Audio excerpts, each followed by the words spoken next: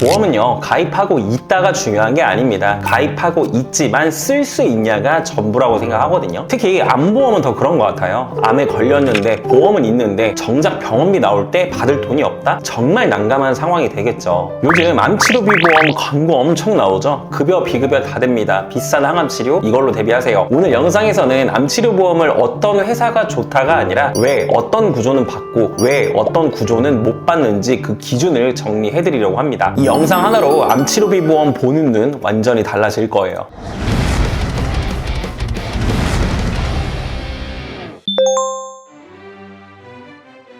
암치료비 보험은 이름만 보면 다 비슷해 보이죠? 근데 구조는 딱 두 가지입니다. 첫 번째 암주요 치료비, 두 번째 비급여 암주요 치료비. 이 차이를 모르면 보험료는 냈는데 보험금은 못 받는 구조가 될 거예요. 자세히 한번 파헤쳐 볼게요. 암주요 치료비는요, 급여든 비급여든 상관없습니다. 수술, 항암 방사선, 항암 약물 치료 이 세 가지를 하면 조건만 맞으면 지급이 되고요. 이렇게 병원비 영수증에 왼쪽에 급여든 오른쪽에 비급여든 따지지 않는다는 겁니다. 대신 단점이 하나 있죠. 보험료가 그만큼 비싸다는 점. 비급여 암주요 치료비는요, 이름부터 솔직해요. 비급여만 보장해요. 여기서 중요한 말씀 드리면요, 암이라고 해서 비급여 치료를 무조건 하는 게 아닙니다.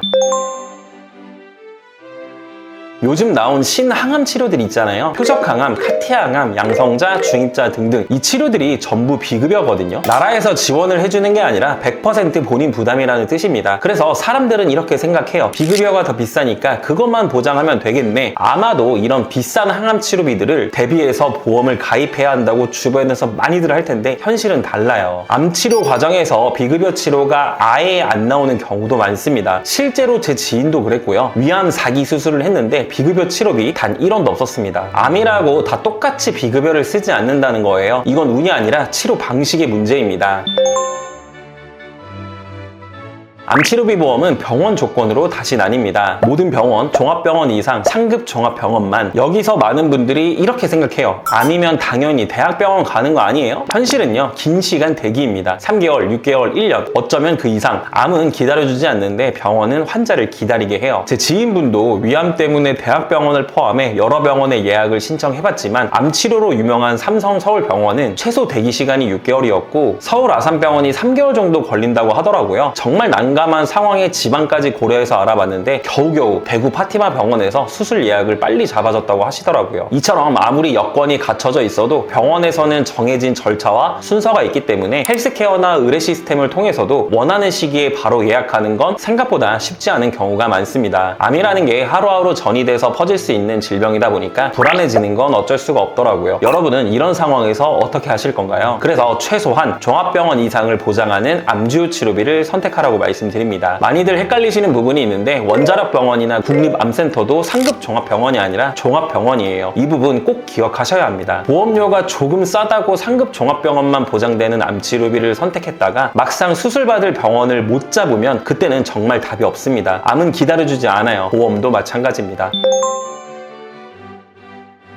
암주요 치료비와 항암 방사선 약물 치료비 그리고 표적이랑 중입자만 넣고 설계한 비교표입니다. 주의해야 할 건 매회 지급이 아닌 암주요 치료비는 1년에 1회 지급, 항암 치료비는 최초 1회 한도라는 점이에요. 저라면 다 배제하고 이렇게 일시불로 한 번에 빡 주는 플랜으로 할 것 같습니다. 직접적인 항암 치료는 생각보다 길지 않거든요. 제 지인분도 위암 4기 때도 8개월 정도인가 치료하고 현재 추적 관찰만 하는 중이에요. 상황별로 전부 다르겠지만 생각보다 암 치료 기간이 긴 경우가 많지는 않은 것 같습니다. 이건 아마 암 치료를 받아보신 분이라면 아실 거예요. 그런데 암주요 치료비는 1년마다 1회 지급을 기준으로 하고 있기 때문에 치료를 여러 번 해야 지급받을 수 있는 구조라는 거죠. 하지만 제가 추천하는 일시불로 지급받는 방식으로 설계하신다면 한 번에 5천에서 1억 정도를 수령하실 수 있습니다. 급여, 비급여 상관없고 항암 약물 치료만 진행해도 5천만 원 보장, 항암 치료를 하고 이후 항암 약물 치료까지 이어진다면 5천만 원 플러스 5천만 원, 총 1억 원 보장. 이게 말로만 들으면 감이 잘 안 오시죠? 그래서 일반적인 암 치료 흐름으로 한번 말씀드려 볼게요.